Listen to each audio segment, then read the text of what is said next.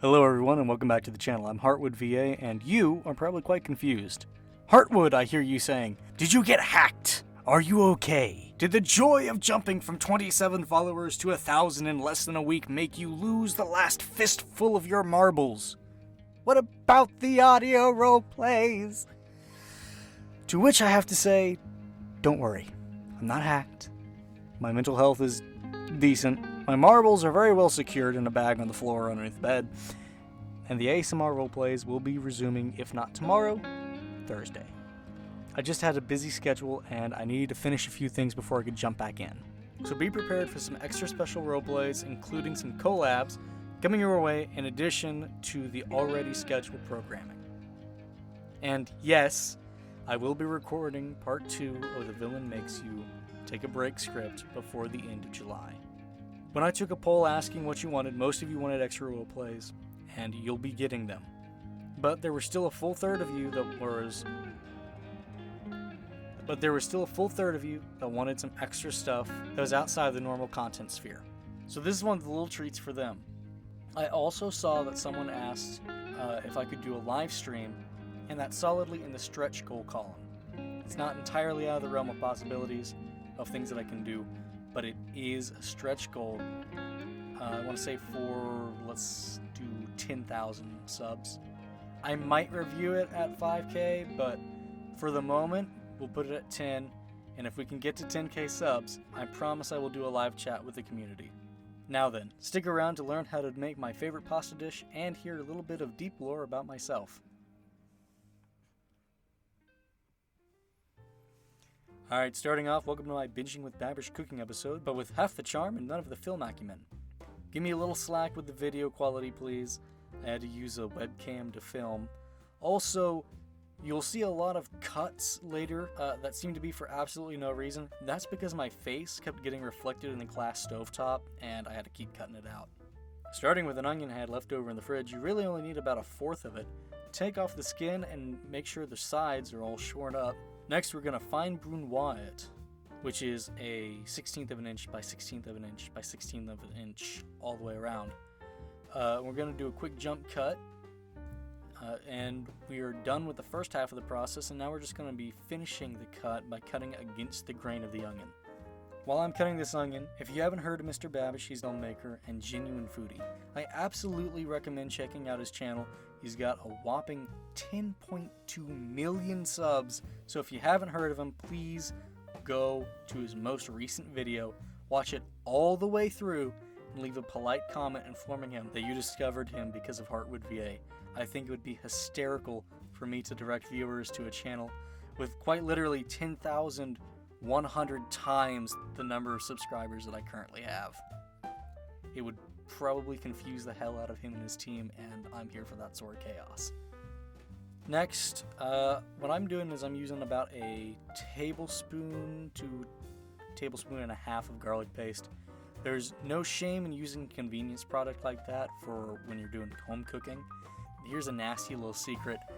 Restaurants have access to better quality ingredients than grocery stores do, so no matter what you do, you're never going to be able to make a restaurant quality dish in your own home. How do I know that? Well, that's where the deep lore about me comes in.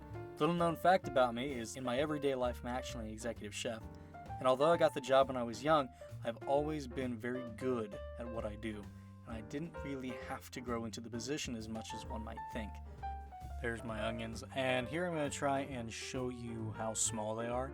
Give me a little bit of leeway on this. I'm working, like I said, with a webcam. So we know that I'm a chef. We know that I like food. Heartwood, why are we making this dish? And the answer is, a few weeks ago, I was talking with the delightful and lovely Miss Stella Sana, who is another ASMR content creator on YouTube, and we were talking about pasta. And she says to me, Heartwood, what type of pasta is your favorite pasta? And I told her, and she goes, oh, I would love to actually see that made. And I said, okay, I'll make a video for you. And I figured, content's content, so here we are now, and I'm sharing it with all of you, because this truly is one of my favorite pasta dishes. It is my favorite pasta dish, period, flat, across the board favorite. Now we're going to take these mushrooms, and technically speaking, we don't really wash mushrooms as much as we just take a wet cloth and we run it over the mushroom. That's because if we were to wash the mushrooms most of the time, we bruise them really easily, and they just kind of turn to mush when we try and do that. So I use a wet cloth to wipe them down, and that pulls off quite a bit of the dirt, and actually pulls off more dirt than you get just washing the mushrooms. And here is a look at the cloth that I used, proving that it not only works, but it works really, really well, and you probably do want to use a wet cloth to clean your mushrooms. Now, while I chop these mushrooms, I'm going to go over another quick announcement. One of those special little treats for those of you who have requested extra content. Miss Sano and I are going to be releasing a collaboration video this Saturday, and it will be a premiere. I don't have a time set while I'm recording this. I will probably have one by the time that this is uploaded. We'll drop down to the comments and see if I pinned a time there for that premiere. An important technique to know when you're cutting anything really is to make a claw with the hand that you're not holding the knife with and protecting the tips of your fingers. Personally, I have almost removed the tip of my left thumb because it got in the way when I was cutting romaine about 8 years ago, give or take. So, something to keep in mind. I was just starting out at that point, and yeah.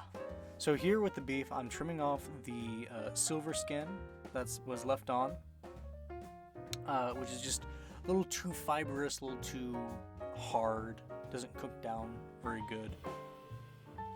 It's a tendon is what it is, and tendons don't soften when they get cooked, at least not this type. A good sharp knife is always going to be better than a dull one. I keep the knives in my kitchen really sharp so that I'm able to cut through this beef really easily. So when I was going through culinary school, I went through a apprenticeship program, which was through the state that I was living in at the time. And that program was a 6,000-hour apprenticeship program in which you worked full-time while you went to school full-time. And during the program, I switched jobs. I changed which restaurant I was working at. And I go into this new restaurant, and it's the second day that I'm there. And this surly old sous chef comes up to me and goes, "You know how to make crab cakes?" I'm like, it sounded just like that. And I'm like, "No, I don't." And he goes, "Do you know how to follow a recipe?" I'm like, "Yeah, I can do that." He goes, "Good. Here." And he hands me the recipe and goes, and he's pointing at each ingredient as he says this. He goes, "I need you to double this, omit this, half this," doing all that sort of thing. And then at the end of it, he goes, "Hey, and if you screw this up, the restaurant's out $800. And then he turns around and he walks away, leaving me with my mouth agape. I was 18 years old at the time. And just like sitting there, mouth agape, just scared shitless because $800 was a lot of money to me at the time. And you know what? $800 is still a lot of money to me at this time. Get your pan, add in a little bit of olive oil. I have my onion and my garlic in here at the moment. And we're just going to turn that up. We're just going to saute it, make it really nice, make it smell really fragrant. You want to cook it basically until the onion starts to turn a little bit translucent and you start getting a lot of garlic smell off of the pan. You may not get a lot of garlic smell if you use paste. I didn't necessarily get a lot of garlic off of this one because I used the paste, but you do get the flavor at the end product. We're going to add the mushrooms in small batches, because if you add them in all at once, you're going to get a lot of moisture off of the mushrooms. It's going to turn really, really watery, and we really don't want to deal with that.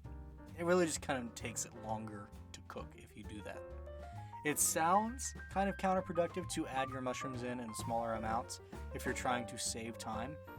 In this case, it actually is saving me a little bit of time because it isn't releasing all of that extra water that I then have to cook off.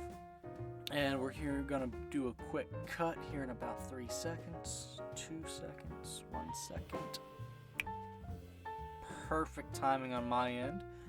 And you see that there is that soft kind of mush, not really mush, but softened mushrooms, which is what we're looking for. I'm gonna get those transferred off into a side pan. In the restaurant, we really don't do this. Here, I am gonna do this just because it makes it a little easier to make sure that I don't accidentally scorch the garlic or the onion while I'm trying to brown the beef. Add a little bit more oil into the pan, get that hot, and boom, in goes the beef. I used about 1.5 pounds of sirloin steak, about 8 ounces of baby bella mushrooms, 1/4 of an onion, medium to large, I guess normal person large onion, 1.5 tablespoons of garlic so far is what's gone into the dish. As the beef cooks, it's going to render out a lot of moisture and a little bit of fat. You just have to cook that off, and that's actually going to help cook the beef too, so definitely don't go draining that off. I'm adding back in the mushrooms, onion, and garlic here so that I can get everything mingled together so that when I add in the red wine, everything has a chance to absorb that flavor. Also salting and peppering as I go. Basic seasoning is the basis for good flavor. I'm going to be adding in some herbs and some other seasonings later, but here it's the salt and the pepper just to give it a basis. I'm going to dump in the 1/2 cup of red wine I had set aside. Here I used Merlot. You can really use any sort of dry red wine for this. At least the Merlot that I had was very dry and very, very good. I really enjoyed that particular bottle of Merlot. And I don't actually really like Merlot, but I really liked that one. It was Two Rivers Merlot, something like that. After you've cooked out your wine, you want to add in the flour, get that all mingled together with the oils off of the mushrooms and the beef and the onions and all of that good stuff. And then you want to let it cook onto the pan for just a couple of minutes, because what you're trying to do is you're trying to build up a fond. And what is a fond? A fond is the dark bits that stick to the bottom of the pan when you cook meat, or when you, like in this case, add flour to the pot and start making a roux. That is the good bits that make a sauce richer. It makes it meatier, darker flavor, more umami, which is the 5th taste sensation. We're going to add in a quart of water, and we're going to mix it together, get the roux all broken up so we don't have clumps of basically flour trying to turn itself into a dumpling in a dish that does not need a dumpling in it. I'm also going to take this whisk and scrape the well-earned fond off of this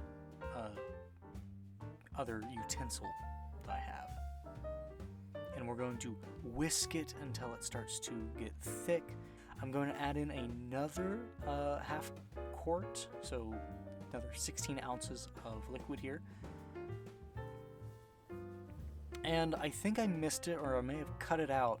I have also added 3 tablespoons worth of better than bouillon beef.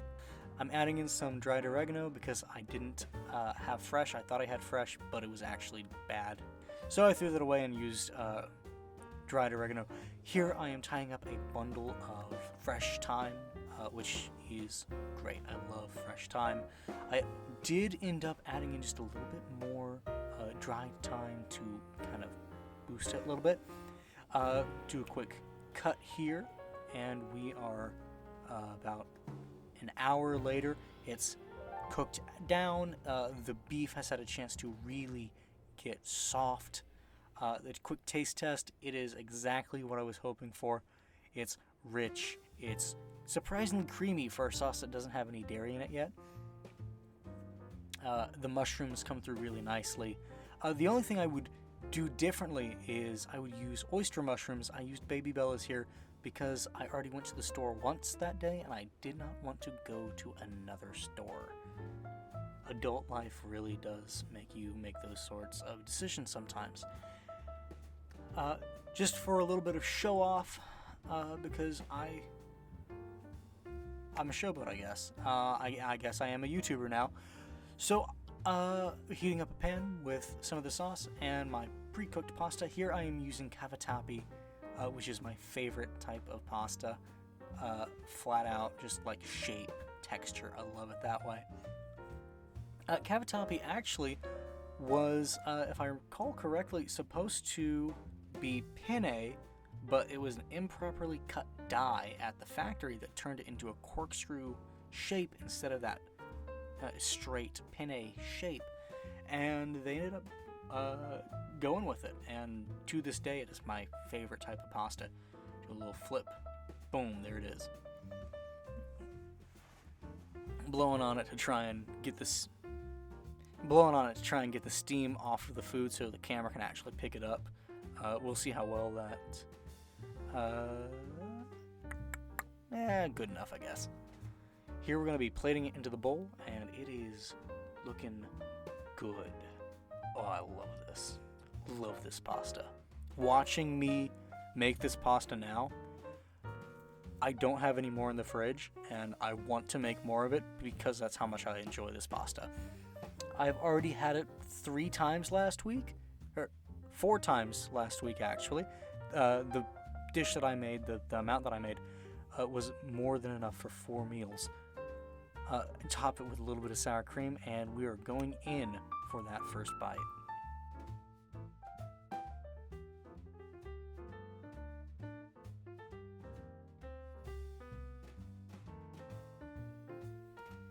It is wonderful. It is rich. It is creamy. Even without the sour cream, it's salty. It's very, very beefy. It's everything I ever wanted in a pasta and more. I 100% recommend you go out and you make this pasta yourself. Serve it with a glass of the wine that you made the sauce with. It is perfectly paired because, of course, it's the exact same wine that you use to make the dish. If you are under the drinking age of whatever country you're in, don't do that. Just in general, advice. And I hope that you have a great day. You see, this is great practice for me because here in about 10 years, after I give up on all my dreams, I'm going to become a teacher for culinary school, wherever I can. And I will be able to teach. I'll get paid worse, but hey.